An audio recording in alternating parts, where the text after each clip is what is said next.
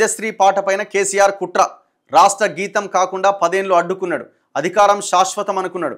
ఉద్యమకారులను కనుమరుగు చేద్దామనుకున్నారు రేవంత్ రెడ్డి. రాచరికాన్ని ఆధిపత్యాన్ని తెలంగాణ ఎన్నటికీ సహించదు. గుర్తుందా మరి ఇది? రాచరికము ఆధిపత్యం తెలంగాణ ఎన్నటికీ సహించదు. మరి అది మీకు కూడా వర్తిస్తుంది. మరి ఆ దిశగానే పరిపాలన సాగుతున్నదా? అంటే రాచరికం దిశగా, నియంతృత్వం దిశగా పరిపాలన సాగుతున్నదా, ప్రజాపాలన జరుగుతున్నదా? ఒకసారి మీరు కూడా ఒకసారి ఆత్మ పరిశీలన చేసుకోవాల్సిన అవసరం ఉన్నది. ఉద్యమకారులను కనుమరుగు చేద్దాం అనుకున్నాడు ఆయన, ఎటు కాకుండా పోయిండు. మరి మీరేమనుకుంటున్నారు? తెలంగాణ అమరవీరుల కుటుంబాలకు ఇంతవరకు పరిహారం రాలే. వచ్చిన కొంతమందికి 500 మందికి ఆనాడు కేసీఆర్ హయాంలో వచ్చింది. చాలామందిని పక్కన పెట్టిండు. 1569 మంది లెక్క చెప్పిండు. మొత్తం 500 మందికి చేసిండు, అవతల పడ్డాడు. అది కూడా అంతా 3rd క్లాస్ జాబ్స్ ఇచ్చిండు. 10 లక్షల రూపాయలు ఇచ్చిన వాళ్ళకి. మరి మిగతా వాళ్ళు చాలామంది వెయిట్ చేస్తున్నారు. మరి వాళ్ళకి ఇంతవరకు అవకాశమే రాలే. వాళ్ళ కనీసం మీరు ఇంతవరకు పిలుచుకొని మాట్లాడిన సందర్భం కూడా లేదు. మరి మీరు కూడా తొక్కి పెడితే ఎట్లా? ఉద్యమకారులకి 250 గజాల స్థలం ఇస్తామన్నారు. 23 నెలలు అవుతుంది మీరు అధికారంలోకి వచ్చి. మరి దానికి ఒక కమిటీ చేసిర్రా? దానికి ఏమైనా కమిటీ చేసిరా? ఎక్కడెక్కడ భూములు, మస్తు భూములు ఉన్నాయి. ఇప్పుడు ఎక్కడోళ్ళకి అక్కడే ఇచ్చేయచ్చు. ఫస్ట్ మీరు కొన్ని గైడ్లైన్స్ రూపొందించి ఎవరికి ఇవ్వాలన్నదాన్ని కనీసం ఒక కమిటీ వేసి ఎంక్వైరీ చేయమని చెప్పి అప్లికేషన్లను ఆహ్వానించిన మీరు కనీసం ఇంతవరకు లేదు. మరి మీరు కూడా విస్మరిస్తున్నట్టే కదా. ఇచ్చిన హామీ ఏమైంది?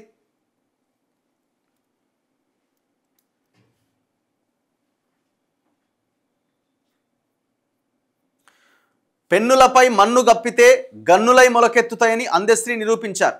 ఆయన రాసిన జయ జయ హే తెలంగాణ పాట లేని మలిదశ ఉద్యమం లేదు. 10 ఏళ్లు ఆ పాట మూగబోయి ఉండొచ్చు, కానీ ప్రజాపాలనలో రాష్ట్ర గీతమైంది.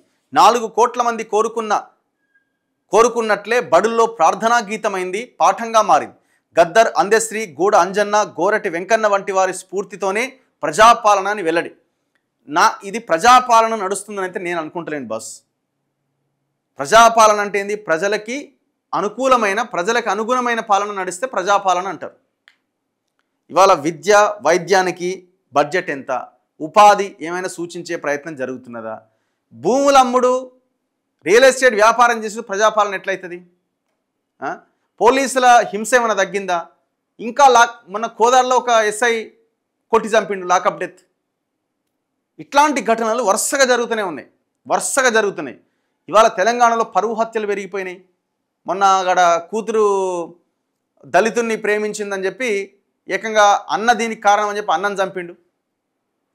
కుల దురహంకార హత్యలు పెరిగిపోతున్నాయి. మరి వీటికి పరిష్కారం ఏంది? ప్రజాపాలన అంటే వీటన్నింటికి ఒక పరిష్కారం సూచించే దిశగా జరగాలి కదా. ఆ ప్రయత్నం జరగట్లే.